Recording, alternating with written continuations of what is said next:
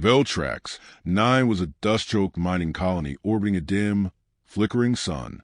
Its skies were stained ochre with chemical haze, and its surface was scarred by endless pits drilled by enslaved hands. Once a haven for settlers dreaming of a fresh start, it had long since been claimed by the Galactic Empire, repurposed into a fortress of extraction and fear. In the settlement wayside, the smell of ion burn and sweat clung to every wall, and silence had become the preferred language of survival. Alira Ward was one of the few who still spoke. A teacher by profession, she taught children beneath flickering lights in a makeshift school carved into a decommissioned ore silo. Her voice was steady, her eyes unwavering, and despite the curfews, inspections, and disappearances, she smiled often. Those who truly knew her said it wasn't hope that kept her going, but defiance. She read banned poetry aloud to her students when she thought no one was listening, told ancient Earth stories about freedom, and stitched coded phrases into the fabric of her classroom banners. The Empire saw her as harmless. That would change. Rumors began to seep through the colony like oil through cracked stone. Talk of a planned insurrection, of weapons smuggled through supply routes, of rebels seeking to ignite rebellion where despair had settled like rot. The Empire, ever paranoid, began its purges. Informants were rewarded with rations. Resistance was met with vaporization. The crackdown was swift, indiscriminate, and deliberate. One evening, the soldiers came for Alira. She was dragged from her classroom mid-lesson, chalk still on her fingers. The children didn't cry. They'd been taught better. Outside, Empire troopers paraded her through the streets like a trophy. No formal charges were read aloud. Only the commander, Tarsus Run, a tall, skeletal figure with voice like dry rust, announced to the crowd that justice would be served. They built the gallows in the square by morning. Old tech, wood and rope, a symbol meant to humiliate more than execute. The crowd was forced to watch, assembled under threat of stun batons and plasma rifles. Mothers shielded their children's eyes. Others dared not blink. Alira stood tall despite the bruises on her face. Her eyes scanned the crowd not with fear, but with fierce calm, as if she were memorizing their faces for something yet to come. She was dressed in the same dark coat she always wore to class, now torn at the seams. Her hair, once neatly pinned, hung in tangled defiance. Tarsus stepped forward and read a list of crimes from a digital tablet. Treason, sedition, aiding insurgents, dissemination of anti-empire literature. Alira raised her chin. And teaching children to read, she said, loud enough that her voice echoed through the square. A murmur passed through the watchers, quickly silenced by the hum of raised rifles. Tarsus's eyes narrowed. Any last words, traitor? She looked beyond him, past the execution platform and the line of guards. Her gaze settled somewhere in the crowd, a spot no one else could quite place. Her lips moved, almost too softly to hear. He'll come. The lever was pulled. A gasp rang out as the body dropped, then silence thick enough to strangle. Alira Ward hung limp, a symbol now, as the Empire intended. The children were escorted away, heads down. Citizens were ordered to return to work. No one saw the man in the long cloak disappear into the alley behind the supply depot. No one noticed a shadow that stood motionless through the entire execution, shoulders squared, face unreadable beneath the hood. He vanished like smoke, leaving no trace except for a faint indentation in the dust where he had stood, unmoving for hours. In the control tower, Commander Tarsus watched the footage back with satisfaction. Another rebel extinguished, order reaffirmed. He tapped his gloved fingers against the console and sipped from a crystal vial of imported liquor. Behind him, one of his lieutenants hesitated. Sir, there was no confession, no network broadcast, just a public hanging. Tarsus shrugged. The body was a message, but the message was not complete. Outside the settlement walls, in a forgotten crevice of the eastern ridge, a transmission dish adjusted by a fraction of a degree. Deep beneath it, in a camouflage shelter built before the Empire's conquest, a biometric lock hissed open for the first time in years. Inside, the lights activated, revealing racks of weapons sealed in vacuum cases, a sniper rifle mounted like a relic on the wall, and a black combat suit folded with surgical precision. In the center of the chamber, stood a man with hollow eyes and clenched fists. His name was Dane Ward. Most thought him dead, killed in a covert mission long before the Empire arrived on Veltrax 9.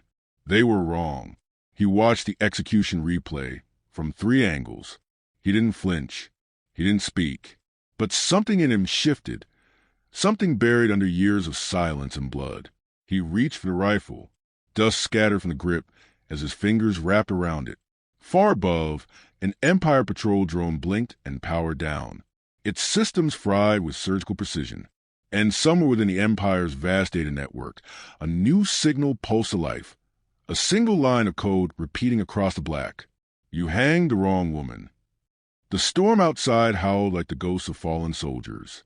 Inside the underground shelter, Dane Ward stood beneath cold lights that flickered against the steel walls. His breath was slow and measured, the kind of control that took years to forge. On the display before him, Elira's execution replayed again and again, each frame etched into him like a blade dragged across bone. He didn't blink, didn't flinch. He was far beyond grief. He dismantled the rifle on instinct. Hands that once shattered records for precision kills now moved without conscious thought. Cleaning, reassembling, calibrating. The weapon had a name etched in the barrel. Seraphim. He'd built it himself during the war, piece by brutal piece. It had never missed. And now it would speak again. He moved next to the combat suit. Matte black with built-in heat dampeners, sensor disruption fields, and old Terran upgrades the Empire never fully understood. He stepped into it like stepping back into a forgotten identity.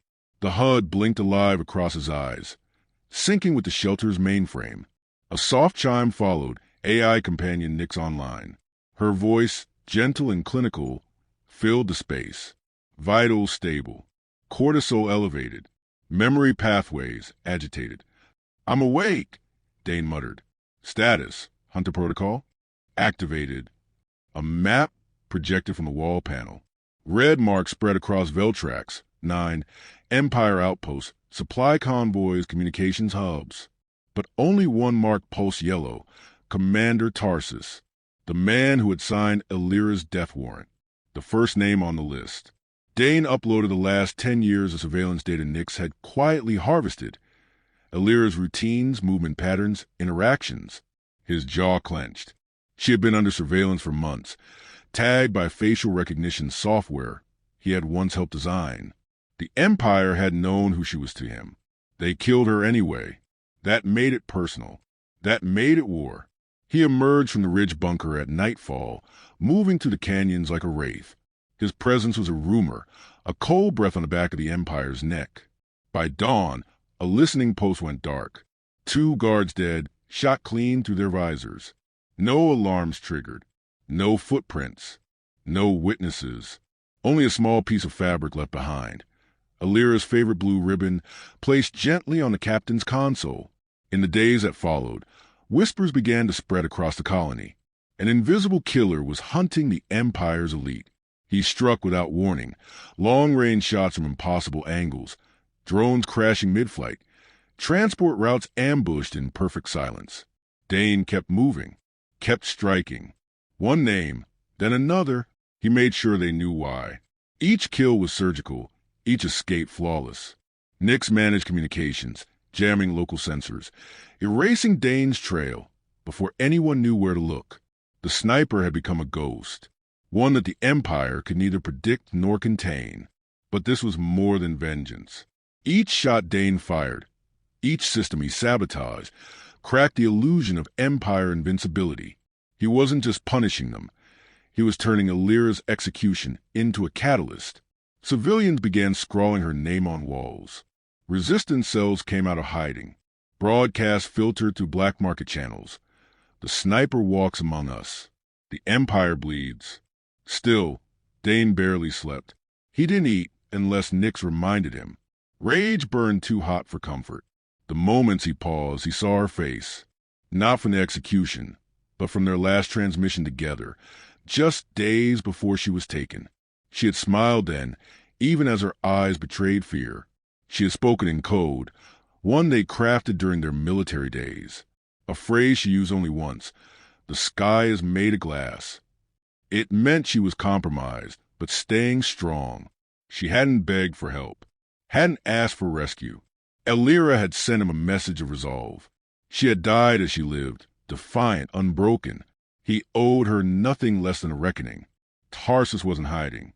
The Empire didn't run from ghosts. It hunted them. But Dane knew better. Tarsus was baiting him, using civilians as shields, placing patrols near hospitals, schools, food dispensaries. It was a chess move made by tyrants who believed their power exempted them from consequence. Dane didn't rise to it. He waited. He spent nights in silence, staring through a scope for hours without moving, breathing in rhythm with the wind, heartbeat aligned with the pulse of distant lights. The wait was always longer than the shot, and when he finally pulled the trigger, it wasn't anger that guided him. It was discipline. It was memory. It was the echo of her voice in the hollow of his soul. One evening, as the twin moons rose over the western horizon, Dane infiltrated a mid-tier security station. He left the guards untouched, bypassed lethal options, and hacked the broadcast node. For the first time since Elira's death, her face filled every screen on Veltrax 9.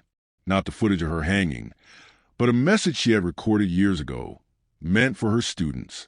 In it, she spoke of freedom, of history, of kindness.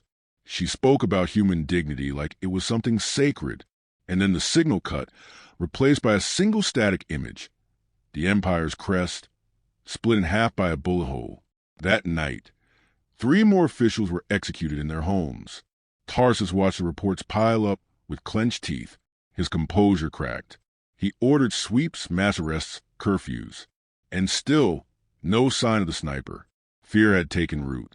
And fear was the first thread to unravel any empire. Dane stood alone on the highest ridge outside Wayside, watching the lights flicker below. He didn't feel triumph, only momentum. The list was far from complete. Nyx's voice whispered in his ear. Target movement detected. Commander Tarsus departing Central Compound in 2 days. Destination? Public parade in Sector Alpha. Civilians required to attend. Dane's eyes narrowed. Then we'll make it unforgettable. The first body was discovered face down in a hydroponics vat, a single bullet lodged in the base of his skull. Lieutenant Halloran, known for overseeing civilian interrogations with joyless precision, had vanished from his transport without alert. No breach alarms. No missing equipment. His escort team, still strapped into their seats, remembered nothing. Only the momentary flicker of a calmed blackout. Surveillance footage cut out for exactly 4.7 seconds. When it returned, Halloran was gone. The Empire's command structure didn't panic. Not yet. 1 death, even unusual, could be managed, explained, buried. But then it happened again, and again. 3 days later, Major Clive was executed in his penthouse on Orbital Station 7. Not a shot fired. Instead, his oxygen filtration unit was reprogrammed to emit a slow-release neurotoxin, coded to trigger only when his heartbeat passed 72 beats per minute. A kill calibrated with surgical cruelty. And left on his desk, a paper-thin sheet of synth glass bore a message in Old Terran script. You hanged the wrong woman. In the heart of the Empire's Veltrax Command Citadel, Commander Tarsus stood before a tactical display, fingers curled against the edge of the table. Every corner of his compound swarmed with heavily armed personnel. Drones buzzed overhead. Checkpoints turned civilians away in waves. And still, the killer moved unseen. He's not one of ours, said Colonel Vexa, the head of internal intelligence. None of our operatives are this precise. He doesn't exist in our files. No prints, no gene tags, no network trace. He exists, Tarsus growled. He's just been hiding in our blind spot. A new name surfaced in whispers through the intelligence division, the Phantom Sniper. Resistance chatter hinted at a man who could kill from kilometers away and vanish like vapor. Most of it was legend, exaggerated by frightened civilians and desperate rebels. But one name returned again and again, Dane Ward, a ghost from a war no one dare mention anymore. Kara Voss sat silently through briefing.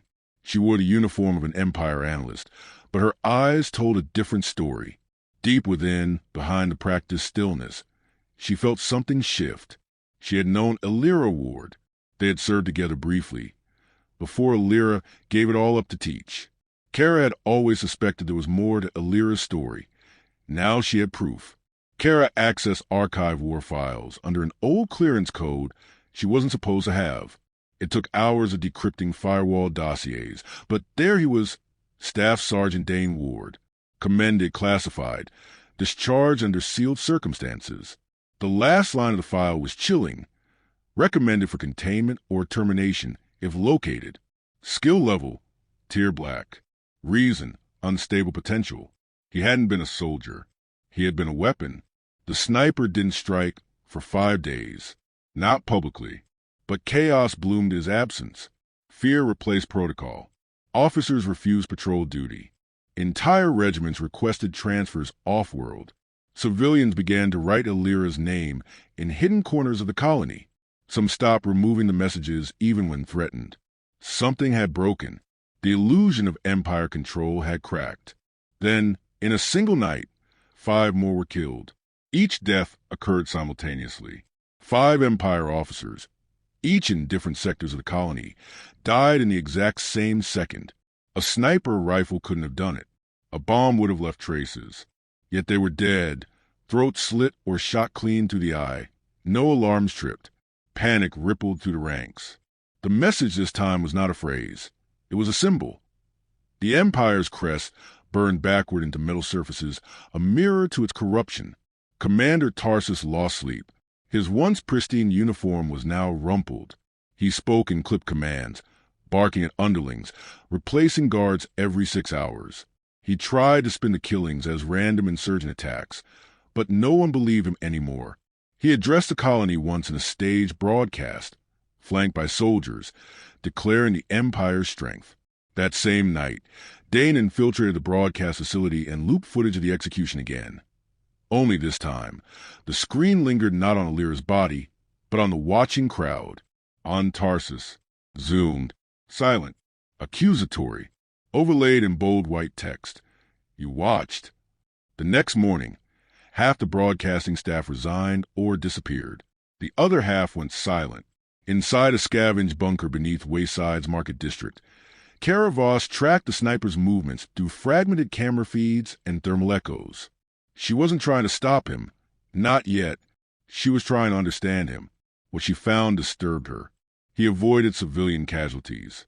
Every death was precise, purposeful. He disabled power grids only in empty zones. He bypassed innocence with terrifying grace. And he never missed. This wasn't terrorism. This was justice, delivered with brutal artistry.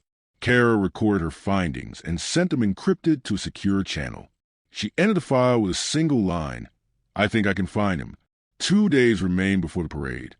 An Empire event designed to reassure the people. Tarsus would appear on a fortified stage in Sector Alpha, surrounded by banners, troops, and forced cheers. Dane Ward already had the schematic. He had memorized the speaker layout, the blast-proof glass angles, and the troop rotation patterns. The kill shot would be difficult, but not impossible. He stared through a scope from a distant spire, calculating wind, humidity, and target velocity. His heart never rose above 60 beats per minute. Calm, empty, ready. In the HUD, Nix's voice broke the silence. Parade security protocols updated. Reinforced sniper shields installed. Estimated probability of shot, 46%. Then I'll move closer, Dane replied. New risk. Civilian casualties at 63% if security respond with live fire. He lowered the scope. Then I changed the plan. Miles away, Tarsus stepped into his armored transport, preparing for the event. In his breast pocket, he carried a speech, full of lies, drafted by propagandists, meant to calm the boiling tension. He rehearsed it quietly, unaware that the man he had created now stood in the dark, watching, waiting. And the phantom sniper was not aiming for chaos. He was waiting for truth to enter the crosshairs. Dawn broke over Sector Alpha in dull streaks of gray and amber, filtering through the smog like the last breath of a dying star. The Empire's banners flapped high above the central square, blood red against the muted skyline, as soldiers lined the streets in perfect formation. Drones buzzed overhead in lazy orbits. scanning every heat signature, every unusual vibration. Loudspeakers echoed hollow anthems, forcing cheers from a weary crowd herded into place beneath armed eyes. Commander Tarsus stepped onto stage behind triple-reinforced transparisteel, flanked by officers in ceremonial black. His eyes swept the crowd, but not in triumph. There was a twitch in his brow, a stiffness in his jaw, signs he couldn't suppress. His speech rested in his hands, though he hadn't rehearsed it again. He knew too well the script was a veil. Today wasn't about words. It was about survival. 300 meters away, Dane Ward crouched beneath the skeletal rafters of a half-finished building. His rifle rested on a bipod, scope zeroed in. Wind, negligible. Humidity, stable. Line of sight, confirmed. The glass surrounding the stage was thick, nearly impenetrable from this distance. But it had seams, and those seams had weaknesses. Dane exhaled slowly, heartbeat steady. He didn't pull the trigger.